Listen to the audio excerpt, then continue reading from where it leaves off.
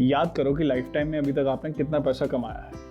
हो सकता है कोई जॉब करी हो, वहाँ से कुछ पैसा कमाया हो सकता है स्कूल कॉलेज के टाइम में कोई इंटर्नशिप करी हो, वहाँ से कुछ पैसा मिलता हो, कोई छोटा बड़ा बिजनेस करा हो, कोई प्रोडक्ट बेचा हो, कोई सर्विस दी हो और उससे कुछ पैसा कमाया हो। और फिर आज का दिन याद करो, अपना पर्स चेक करो और देखो कि आपकी जेब में भी कितना पैसा पड़ा है। अपनी इन्वेस्टमेंट चेक करो, अपनी सेविंग्स चेक करो और उसके बाद अगर जो जवाब मिले वो डिसअपॉइंटिंग है तो ये पर्टिकुलर वीडियो आपके लिए।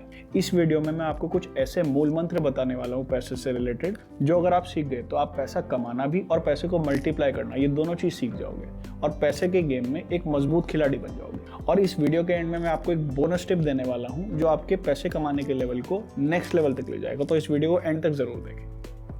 आप जितना कमाएं उससे कम खर्च करें। सुनने में तो बहुत ऑब्वियस सी बात लग रही है, लेकिन डेली मेरे को कोई ना कोई ऐसा बंदा फंस जाता है जो इस रूल की धज्जियां उड़ा देता है। और इसका मेन रीजन क्या है? Finance companies. भाई बंदे को मोबाइल लेना है, आज की डेट में 20% का डीपी डालो या 15% डीपी डालो, डाउन पेमेंट डालो, बचा हुआ ईएमआईज में देते रहेंगे जी। या कोई गाड़ी खरीदनी है, मेरी कैपेसिटी गाड़ी खरीदने की नहीं है, कैपेसिटी शायद मेरी स्कूटर खरीदने की भी नहीं है, लेकिन मैं लाख रुपए डालूंगा और 5 लाख रुपए की गाड़ी आज ही डेट में घर ले आऊंगा। उसके बाद धीरे धीरे ईएमआई की फॉर्म में देता रहूंगा। और जो ईएमआई होती है ना, ये एक तरीके से पैरों में बेड़ियों की तरह होती है। आपने आज तो थोड़ा सा पैसा दे दिया, उसके बाद जो आपकी सारी सैलरीज हैं या आपकी जो सारी कमाई है जो नेक्स्ट मंथ में आने वाली है, वो सारी मोहताज हो जाएंगी उस ईएमआई की।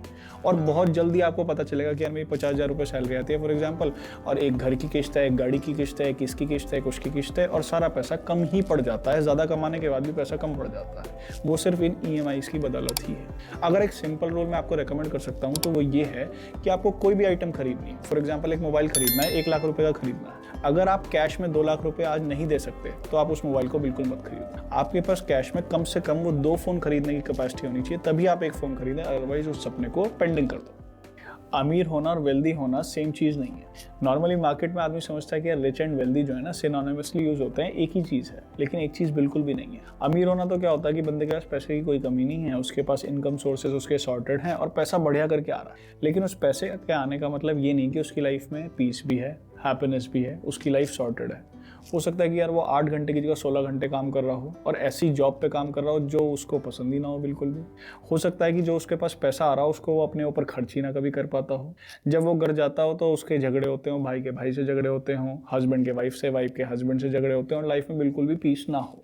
On the other hand wealthy होना एक ऐसी सिचुएशन है जिसमें कि आप एक इमेजिनेबल फ्यूचर, कि भाई कल को मेरे को एक गाड़ी खरीदनी है, उस सपने की वजह से आप अपने आज को कॉम्प्रोमाइज़ ना करें। एक एग्जाम्पल पकड़ लेते हैं। मेरे को for example art and craft का बहुत शौक है, मेरे को पेंटिंग्स बनाना पसंद है, लेकिन मेरी ये भी इच्छा है कि कल को मैं अपना एक नया घर खरीदूं। अब उस घर को खरीदने के लिए अगर मुझे आज 8 घंटे की जगह 16 घंटे काम करना पड़ रहा है और अपनी हॉबी को कॉम्प्रोमाइज़ करना पड़ रहा है, तो मैं वेल्दी बिल्कुल भी नहीं हूँ। हो सकता है मेरे पास पैसे बढ़िया करके हो, लेकिन अगर मैं आज मेरे बिजनेसेस सॉर्टेड हैं, मेरे पास पैसिव इनकम के सोर्सेज सॉर्टेड हैं, मुझे पता है कि यार मैं थोड़ा कम भी काम करूंगा, मेरा घर तो बन जाएगा, कोई टेंशन नहीं है, मैं तो आज 2 घंटे अपने हॉबी पे भी दूंगा, वो सब करूंगा जो मैं करना चाहता हूँ, तो मैं एक्चुअल में वेल्दी हूँ। और वेल्थ जनरेट करने का स्टेप 1 तो यही है कि आप कुछ एक अच्छा पैसा कमा लो। अगर आप चाहते हो कि कुछ लेजिटिमेट तरीके देखने जिसमें कि आप पैसा कैसे कमा सकते हैं वो जानना चाहेंगे, तो आप एक बार डिस्क्रिप्शन बॉक्स चेक करें। मैंने एक बहुत अच्छी वीडियो बनाई है जिसमें आप 1 करोड़ रुपए कैसे कमा सकते हैं, बहुत प्रैक्टिकल सॉल्यूशंस उसके दिए हैं। और फिर जब आप उस पैसे को कमा लो तो उसको री इन्वेस्ट करो, पैसिव सोर्सेज ऑफ इनकम बनाओ और अपनी लाइफ को अपनी शर्त पर जीना शुरू करो। पैसा आपकी सिर्फ पैसे से रिलेटेड प्रॉब्लम्स को ही सॉल्व कर सकता है। बहुत बार बंदा सोचता है कि यार मेरी लाइफ में जितना भी स्ट्रेस है, जितनी भी टेंशन है या जितनी भी मेस्ड अप लाइफ है ना, पैसा आते ही सब सोल्यूशन निकल जाएगा। भाई ये तो सही है कि जब आपके पास पैसा आएगा तो आपके पास रिसोर्सेज आएंगे, आपके पास एक अच्छा लाइफस्टाइल जीने का मौका मिलेगा, आपके पास फ्लेक्सिबिलिटी होगी, जब मन कराया चलो वेकेशन पे चलते हैं, कोई दिक्कत नहीं, पीछे काम अपने आप हो जाएगा। तो ये सब रिसोर्सेज तो मिल जाते हैं, लेकिन ये एक गारंटी नहीं देता पैसा कि आपकी लाइफ में हैप्पीनेस आएगी ही आएगी। भाई बहुत बार आपने सुना होगा कि मिस्टर एक्स का लड़का जो है उसने सुसाइड कर लिया और फिर बंदा सोचता है कि यार इसके पास वो सब कुछ ही था, घर भी था, गाड़ी भी थी, पैसे की भी कोई दिक्कत नहीं थी, उसके बाद क्यों सुसाइड करा?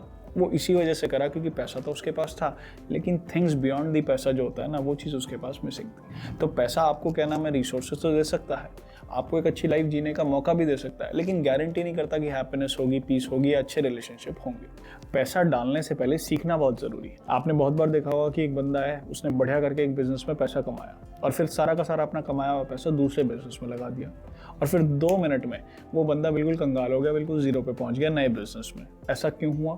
ऐसा इस वजह से हुआ कि उसने नए बिजनेस के बारे में सीखा तो है ही नहीं। उसने तो सिर्फ ये सुन लिया था कि पैसा पैसे को खींचता है, ये नहीं समझा था कि पहले बिजनेस को समझना जरूरी है और उसके बाद पैसा डालना जरूरी है।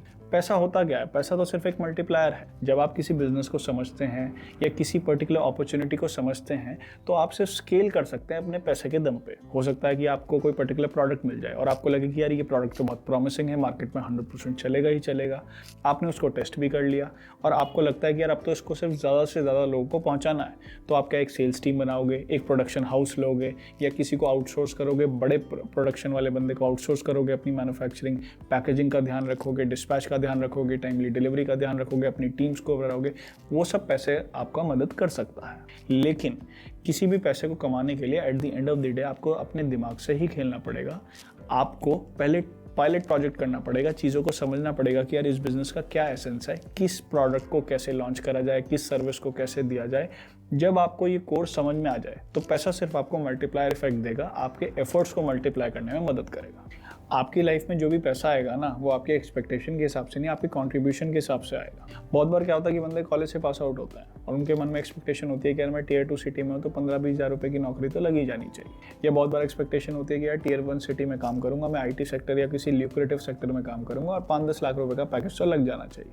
और हो भी सकता है कि आपकी प्लेसमेंट आपके एक्सपेक्टेशन के हिसाब से हो जाए। हो सकता है आप अच्छे कॉलेज से पास आउट हुए हैं, उनके कनेक्शंस का आपको बेनिफिट मिल जाए। लेकिन उसके बाद ग्रोथ का क्या?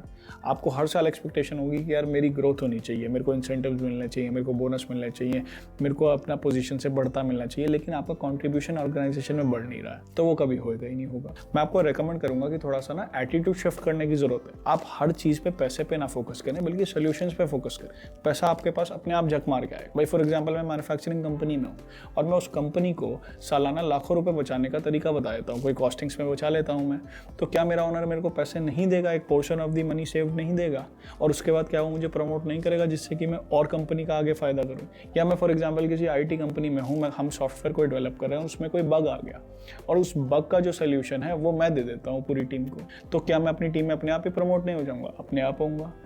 अपने पैसे को ना इन्वेस्ट करके रखना चाहिए हमेशा। आपने पहले सुना होगा, बड़े बुजुर्ग कहते थे कि यार अपने शरीर को चला के रखो, अगर नहीं चलाओगे तो जंग पड़ जाएगा इसमें। ऐसा ही कुछ पैसे के साथ होता है कि अपने पैसे को कॉन्स्टेंटली इन्वेस्ट करके रखो। अगर वो इन्वेस्ट नहीं होगा तो उसकी वैल्यू टाइम दर टाइम बराबर नहीं रहेगी और कम होती जाएगी। कम क्यों होगी? इन्फ्लेशन की वजह से। भाई फॉर एग्जांपल कोई आइटम आज की डेट में 10 रुपये की आती है, कल को वो 12 रुपये की आएगी। आपका पैसा बराबर पड़ा है तो और उसकी परचेजिंग पावर घटती जाएगी। इसका सिर्फ एक ही सोल्यूशन है, आप जितना भी सरप्लस पैसा है उसको इन्वेस्ट रखें। अगर आप कुछ लेजिटिमेट तरीके देखना चाहते हो जिससे कि आप पैसा इन्वेस्ट कर सकते हो और कहाँ कर सकते हो, क्या नुकसान है, क्या फ़ायदे हैं, तो मैंने एक बहुत सटीक वीडियो इस पर बनाई है जिसमें मैंने एसेट्स बताए हैं जहाँ पर आप अपना पैसा लगा सकते हैं। आप एक बार आई बटन पर क्लिक करके उस वीडियो को देख सकते हैं, डिस्क्रिप्शन में मैं उसका लिंक छोड़ दूंगा। पैसा आदमी को बदलता नहीं, उसकी सच्चाई दिखा देता है। जब किसी भी आदमी का पैसा आता है ना तो उसके पास एक तरीके से रिसोर्सेज आते हैं, पावर आती है और वो सब चीज़ें कर सकता है जो वो करना चाहता है। अब आपने देखा होगा कि कोई बंदा अपने नीचे वाले बंदों को एक्सप्लॉइट बहुत करता है, पैसे आने के बाद बहुत ज़्यादा एक्सप्लॉइट करना स्टार्ट कर देता है। इसका मतलब ये नहीं कि पहले वो बहुत अच्छा आदमी था, पहले उसके पास रिसोर्सेज ही नहीं थे कि वो दूसरे को एक्सप्लॉइट कर सके। या किसी को आपने देखा होगा कि बहुत ही परोपकारी बंदा है, बहुत ही दान पुण्य का काम करता है, बहुत ही चीज़ों को डोनेशन करता है और लोगों का भला करता है। पहले नहीं ऐसा करता था, ऐसा नहीं है, पहले भी वो करना चाहता होगा लेकिन उसके पास रिसोर्सेज नहीं होंगे कि वो लोगों को भला कर सके। बेसिकली क्या होता है कि पैसा एक हाईलाइटर की तरह होता है, बंदे के जो ट्रेड्स होते हैं ना वो सामने आ जाते हैं पैसे के साथ। बोनस टिप पर आने से पहले आपसे एक बात करना चाहूँगा। जब मैं कैमरे में बात करता हूँ ना, मैं फेस टू फेस तो आपसे बात नहीं कर रहा हूँ, लेकिन कैमरे में भी बात करते हुए मेरे को वाइब वही आती है कि मैं अपने एक छोटे भाई या छोटे बहन को फाइनेंशियल टॉपिक्स बता रहा हूँ जिससे कि उन्हें पैसे की कभी फ्यूचर में दिक्कत ना हो। मेरी रिक्वेस्ट है कि आप मेरे चैनल को अभी सब्सक्राइब करें जिससे मैं रेगुलर आपके पास आता रहूँ और आपको इस तरह की बेहतरीन फाइनेंशियल नॉलेज देता रहूँ। एक सही लाइफ पार्टनर आपकी फाइनेंशियल लाइफ को नेक्स्ट लेवल पे ले जाने में मदद कर सकता है। बहुत बार क्या होता है कि आपका जो लाइफ पार्टनर होता है ना, वो ज़िंदगी को उसी दृष्टिकोण से, उसी व्यू पॉइंट से देखता है जैसे आप देखते हैं। आपकी केमिस्ट्री बहुत अच्छी होती है, आप एक दूसरे को बहुत अच्छा समझ पाते हैं। तो जो पुरानी कहावत है ना, 1 और 1 11 हो जाते हैं, एक्चुअल में 1 और 1 11 हो जाते हैं। आप दोनों एक दूसरे की मदद करेंगे और एज अ कॉम्बिनेशन आप बहुत तेज़ी से लाइफ में आगे बढ़ पाएंगे, चाहे वो आप करियर की तरफ से हो और चाहे आप फाइनेंशियली।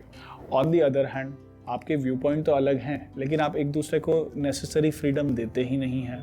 एक बंदा दूसरे को डोमिनेट करता है और आपके डेली आर्ग्यूमेंट्स होते हैं, डेली आपको डिससैटिस्फैक्शन महसूस होता है एक दूसरे से, तो कुछ टाइम बाद आपके बीच की दूरियां बहुत ज़्यादा हो जाएंगी और फिर क्या होता है कि जब आदमी बहुत ज़्यादा डिससेटिस्फाइड रहता है या इन आर्ग्यूमेंट्स में लगा रहता है, तो वो ये सोच ही नहीं पाता कि यार मैं कैसे पैसे कमाऊँ, कैसे अपने पैसे को मल्टीप्लाई करूँ, कहाँ इन्वेस्ट करूँ। इन सब की बातें ज़्यादा हो ही नहीं पाती, होती भी तो बहुत लिमिटेड हो पाती है। और खुदा ना खास्ता अगर आपकी दूरियाँ बहुत ज़्यादा बढ़ गई तो आपके बीच में एक इतनी बड़ी दीवार बन जाएगी जो शायद डाइवोर्स तक भी जा सकती है। अब डाइवोर्स क्या है, इमोशनली तो बहुत ज़्यादा स्ट्रेसफुल होता ही होता है, लेकिन at the same time financially भी बहुत स्ट्रेसफुल हो सकता है, क्योंकि आपको आधी जायदाद चाहे कोर्ट के थ्रू और चाहे सेटलमेंट के थ्रू दूसरे बंदे को देनी पड़ सकती है।